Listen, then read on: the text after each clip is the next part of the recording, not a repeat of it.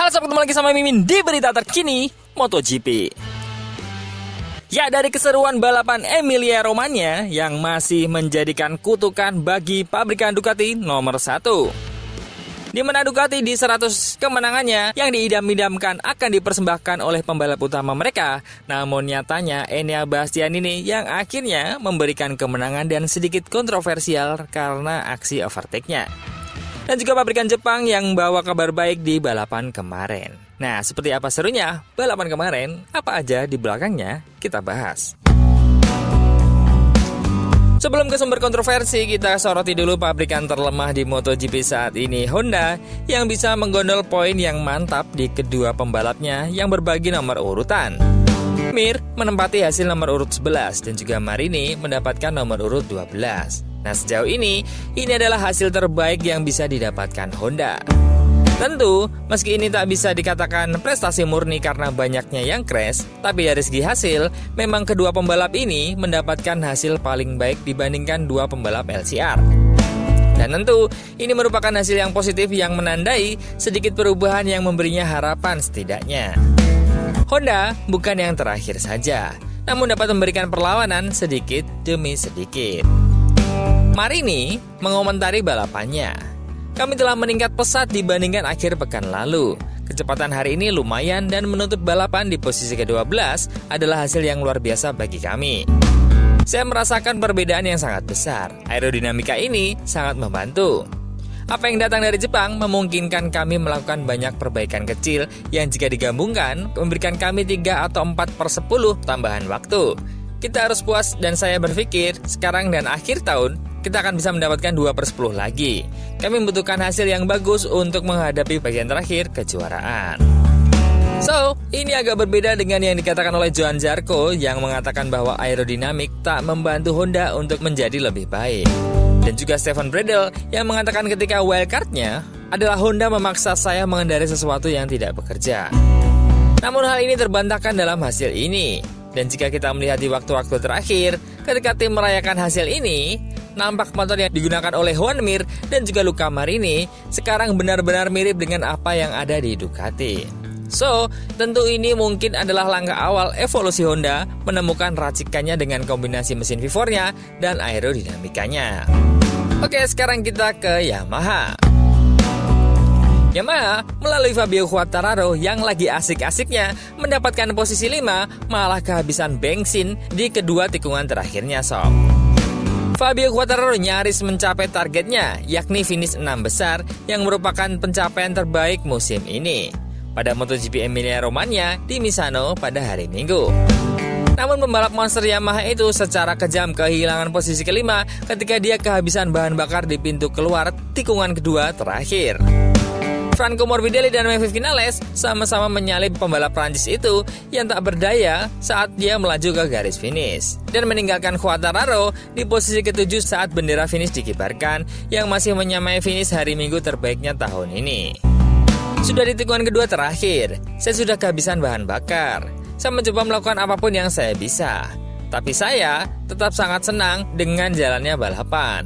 Ini adalah salah satu GP terbaik yang pernah kami lalui tahun ini, kata Quartararo yang berhasil menahan mantan rekan setimnya Morbidelli dengan Ducati GP24-nya. Memang, jika dilihat dari kelasnya, Yamaha yang sedang tak baik-baik saja ini bisa menahan Ducati GP24 dan bahkan Aprilia yang sama-sama motor yang pernah menjadi juara di kejuaraan tahun ini. Ini sudah prestasi yang sangat-sangat baik sejauh ini. Meskipun tadinya hanya bisa posisi 5 dan sedikit hibah karena jatuhnya Brad Binder, Acosta, dan Pecco, dan mungkin jika ketiganya tak jatuh akan sulit untuk bisa mendapatkan posisi 5 sekalipun. Namun tetap saja menahan 2 Aprilia dan juga GP24 tetaplah hasil yang terbaik. Quartararo melanjutkan, sekarang kita lihat saja hasil seperti apa yang kita bisa dapatkan di balapan luar negeri. Kalau kita bisa melakukan balapan serupa di Indonesia, saya rasa ini langkah maju yang besar bagi kami. Akhir-akhir ini, saat saya membalap, saya merasa jauh lebih baik. Saya rasa kami bisa senang dengan kerja keras yang telah kami lakukan dalam beberapa minggu terakhir. Quartararo finish 20 detik di belakang pemenang lomba Enea Bastianini. Tetapi dia unggul 12 detik di belakang pembalap Jepang terbaik berikutnya, yaitu Juan Mir dari Honda di posisi ke-11. Nah, latihan bebas untuk Grand Prix Indonesia akan dimulai pada hari Jumat besok. Ketika rekan sim Quartararo, Alex Rins juga berharap untuk bisa kembali ke trek setelah mengundurkan diri dari putaran Emilia-Romagna karena sakit. Nah, kemarin ada kejadian yang sedikit mengandung kontroversi. Tapi inilah aksi satu-satunya yang paling seru di balapan kali ini.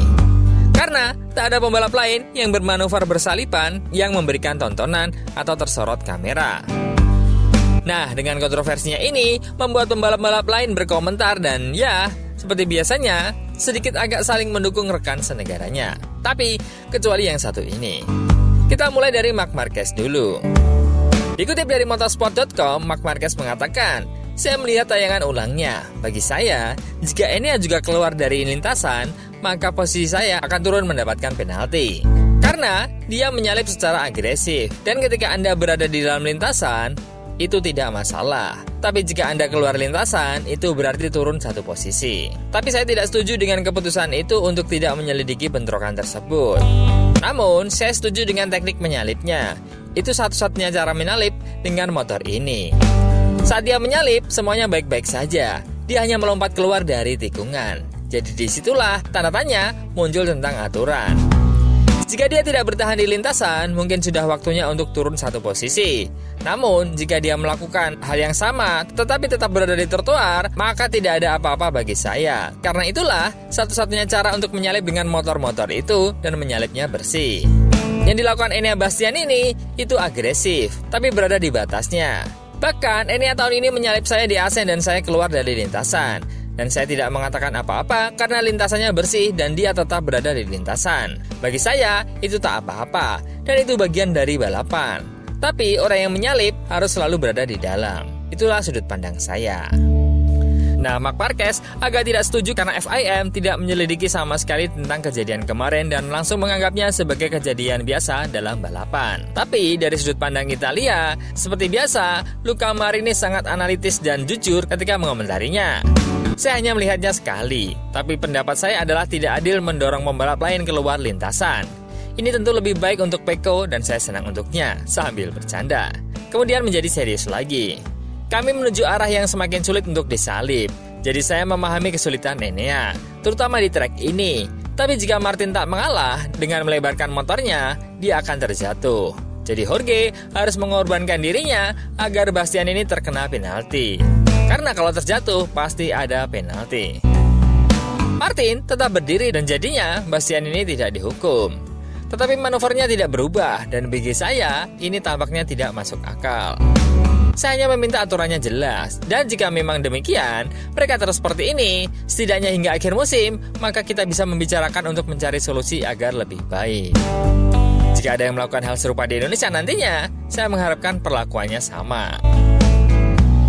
Dan kemudian datanglah pendapat dari Pedro Acosta yang selalu berbeda.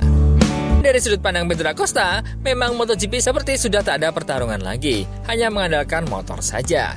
Jadi seolah-olah overtake seperti halnya kemarin adalah hal yang tak seharusnya dilakukan atau harusnya mendapat hukuman, terutama bagi korbannya. Nah, Pedro punya pendapat lain yang dia seperti pembalap pada masa sebelumnya bahwa ini biasa saja bagi pembalap dan mentalnya tak lembek dengan mengeluh setiap kali ada aksi seperti ini. Acosta mengatakan, "Saya percaya bahwa ini tidak dapat dihukum. Saya mengatakan ini dari sudut pandang saya karena bahwa mereka tidak melakukannya terhadap saya. Saya pikir mereka menyalip seperti sebelumnya. Valentino Rossi dengan Sergio Bernau, Marc Marquez dengan Lorenzo. Menurut saya, semua pembalap hebat dalam sejarah pernah melakukan overtake seperti ini. Terlebih lagi dalam menyalip di lap terakhir. Yang sudah 2 pekan, kami katakan bahwa kami tidak bisa menyalip di sirkuit ini. Jadi, biarkan anak itu tenang sejenak." Bagi Mursian, sikap Martin juga kurang tepat.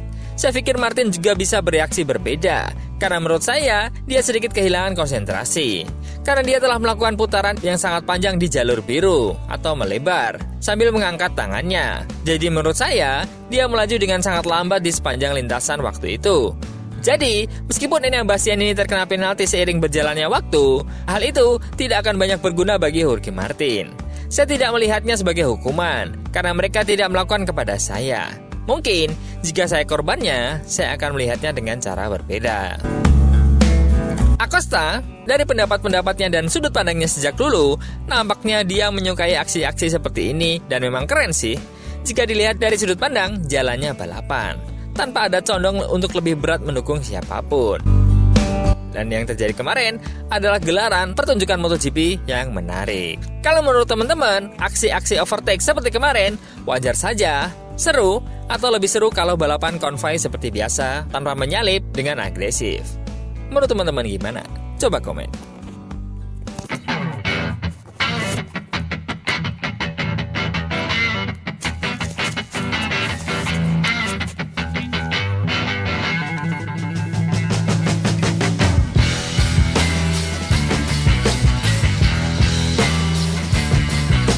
Sampai ketemu lagi sama Mimin di berita terkini MotoGP. Ya, dari keseruan balapan Emilia Romagna yang masih menjadikan kutukan bagi pabrikan Ducati nomor 1, di mana Ducati di 100 kemenangannya